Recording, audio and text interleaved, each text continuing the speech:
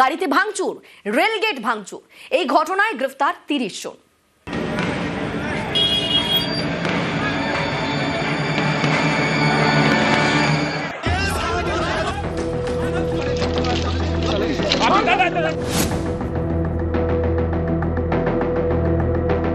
ঝাড়খণ্ডে পরিযায়ী শ্রমিককে খুনের অভিযোগে শুক্রবার বেলডাঙ্গায় তুলকালাম।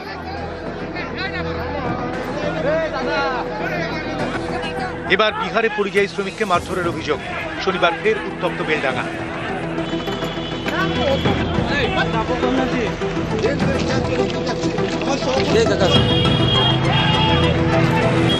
বেলডাঙ্গার বড়ুয়া মোড়ে দফায় দফায় রাস্তা অবরোধ।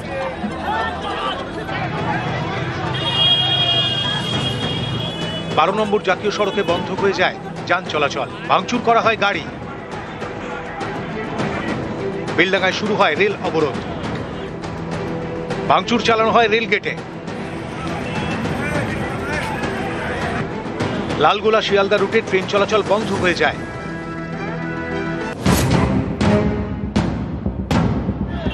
মুর্শিদাবাদের বেলডাঙ্গা, এখানকার বাসিন্দা আনিসুর রহমান, বয়স 25, বিহারের ছাপড়ায় ফেরিওয়ালার কাজ করেন। অভিযোগ, বাংলায় কথা বলায় বাংলাদেশি সন্দেহে শুক্রবার তাঁকে মারধর করেন স্থানীয়রা। এদিন সকালে অ্যাম্বুলেন্সে করে তিনি বেলডাঙ্গায় ফেরেন। তার অবস্থা দেখে অত্যাচারের কথা শুনে ক্ষোভে ফেটে পড়েন স্থানীয়রা।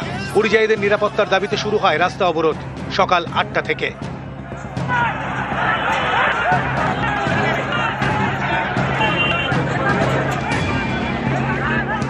আমি বিহারে আজ 10 থেকে 11 বছর ধরে সেখানে ফেরির কাজ করি। সেখানে আমাদের 40 থেকে 50 জন ফেরিওয়ালা আছে। আমরা একটা ডেড়াতে আছি, ছাপড়াটি। আমরা সব কিছু আইডি প্রুফ সব কিছু পকেটে বেরিয়ে ঝোলা দেবে নিয়ে ঘুরে বেড়াই। বাঙালি মুসলিম দেখলে বলছে বাংলাদেশ বলে মারছে। আমি পাসপোর্ট দেখাচ্ছি, পাসপোর্ট ছুরি ফেলে দিচ্ছে। আমাদের ওখানে 5-6 জনকে মেরেছে। কিন্তু আমরা বিবেক দেখিয়ে কি করব? তাতে যদি বিবেক না থাকে বলেন।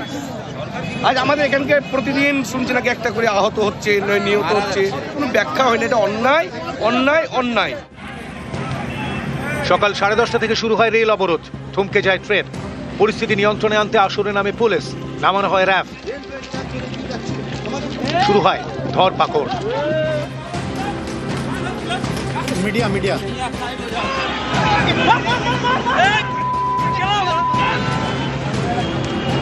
কালকে পরিযায়ী শ্রমিক ইস্যু ছিল, লেকিন আজকে পরিযায়ী শ্রমিক বলে ইস্যু শুরু হয়েছিল। লেকিন ও খালি ওখানে ভায়োলেন্স করারই আলটিমেটলি চেষ্টা ছিল, যার জন্য পুলিশকে লাঠিচার্জ করতে হবে। কোনো জেনুইন ক্ষোভ নিয়ে যখন আপনি একটা কোনো ইস্যু নিয়ে আপনি যখন কথা বলতে চাইছেন, আমরা কথা বলবো। যখন আপনি পাথর চালাবেন, ঝামেলা করবেন, বস ভাঙচুর করবেন, আমরা মারবো। কেস করব, কেস করে অ্যারেস্ট করে এন্ড তারপর রিমান্ডে নেব, কাস্টোডিয়াল ট্রায়াল করে আমরা লাস্ট পর্যন্ত নিয়ে যাব। বেলা 12টার পর উঠে যায় অবরোধ। দীর্ঘক্ষণ পর জাতীয় সড়কে যান চলাচল শুরু হয়। দুপুর 2:30টার পর স্বাভাবিক হয় ট্রেন চলাচল। মুর্শিদাবাদ থেকে প্রণব বন্দ্যোপাধ্যায়, নিউজ 18 বাংলা। শুক্রবারের পর শনিবার ভিন রাজ্যে বাংলার পরিযায়ী শ্রমিকদের উপর অত্যাচারের প্রতিবাদে মুর্শিদাবাদের বেলডাঙ্গায় পর 2 দিন অশান্তি। বেলডাঙ্গার অশান্তিতে গরম রাজনীতি।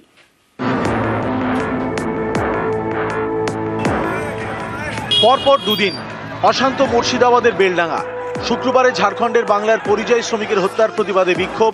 শনিবার বিহারে বাংলার শ্রমিককে মারধরের প্রতিবাদে অশান্তি। বেলডাঙ্গার অশান্তিতে গরম বঙ্গ রাজনীতি। জোরে অনুরোধ করব, আপনাদের কাছে আবেদন রাখবো, বেলডাঙ্গায় যা হয়েছে কারোর কোনো প্ররোচনায় কেউ পা দেবে না।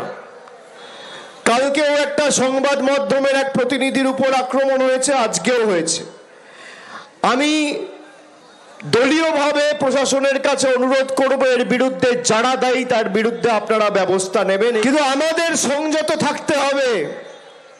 কেউ একটা উস্কে দিল, তার কথা শুনে যদি আইন নিজের হাতে তুলে নি, তাহলে আখেরে লাভ কিন্তু বিজেপির। পুলিশ মার খেয়ে চলে আসছে ওখান থেকে। পুলিশ কি করে যাবে? আজ 2 দিন ধরে রাস্তা, হাইওয়ে, রেলওয়ে অবরোধ করে রেখেছে। পুলিশকেও তাড়া করা হচ্ছে। সরকার চুপ করে বসে আছে। গট আপ গেম কিছু চলছে না। সবই ভোটের ব্যাপার, কিন্তু সাধারণ মানুষকে কষ্ট দিয়ে, জীবনযাত্রাকে বন্ধ করে দিয়ে কিসের রাজনীতি, কিসের ভোট? এতদিন পর মুর্শিদাবাদের ডিএম বলছে যে না এবার আমরা পরিযায়ী শ্রমিকদের কার্ড দেবো। 26 ঘন্টা সেখানটায় হামলা হলো, বন্ধ হলো, বন্ধ উঠে গেল, স্বাভাবিক জীবন হলো, আবার বন্ধ হলো, কারণ আবার শ্রমিকের উপর হামলা হলো। ক্ষোভে ফেটে পড়ছে গরিব মানুষেরা, তাদেরকে লাঠিচার্জ করিয়ে সরিয়ে দেওয়া হলো। কেন ভারতবর্ষের বিভিন্ন রাজ্যে পরিযায়ীদের উপর হামলা হয়? বেলডাঙ্গায় কেন্দ্রীয় বাহিনী মোতায়েনের আর্জি জানিয়ে রাজ্যপালকে চিঠি দিয়েছেন বিরোধী দলনেতা শুভেন্দু অধিকারী। নিউজ 18 বাংলা। বেলডাঙ্গায় উত্তেজনা অশান্তি জানিয়ে সরব প্রধানমন্ত্রী নরেন্দ্র মোদী।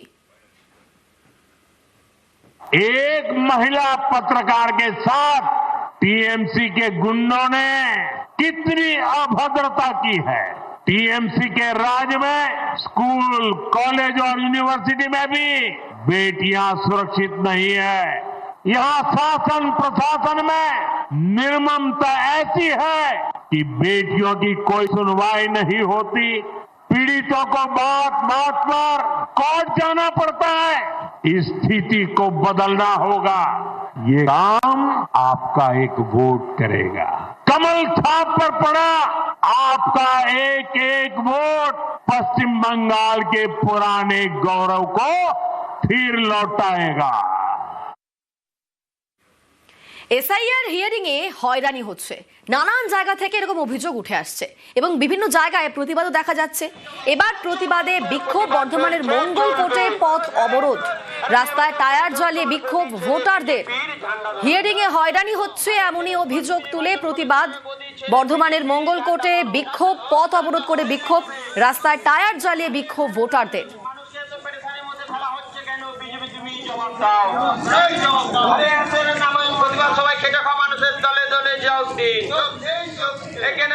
যে ছবি দেখছেন হিয়ারিং এ হয়রানির প্রতিবাদে বিক্ষোভের ছবি, বর্ধমানের মঙ্গল কোর্টে পথ অবরোধ, রাস্তায় টায়ার জ্বালিয়ে বিক্ষোভ দেখাচ্ছেন ভোটাররা। আমাদের সঙ্গে রয়েছেন প্রতিনিধি শরদেন্দু। শরদেন্দু, ঠিক কি বলছেন বিক্ষোভকারীদের, কি দাবি? দেখো, মঙ্গলকোটের বড়তলা এলাকায় এই অবরোধ বিক্ষোভ চলছে এবং এখানকার বাসিন্দাদের বক্তব্য যে গণহারে নোটিশ পাঠানো হচ্ছে এবং এর ফলে বাসিন্দারা তারা চরম হয়রানির মধ্যে পড়ছেন এবং এলাকার বেশিরভাগ মানুষই দিনমজুর, তাদের কাজ কামাই করে শুনানি কেন্দ্রে যেতে হচ্ছে, ফলে সেই দিনে তাদের পারিশ্রমিক কিছুই মিলছে না। তাই ঘরের কাছের বুথে যাতে শুনানি করা যায় সেই দাবি তুলছেন তারা।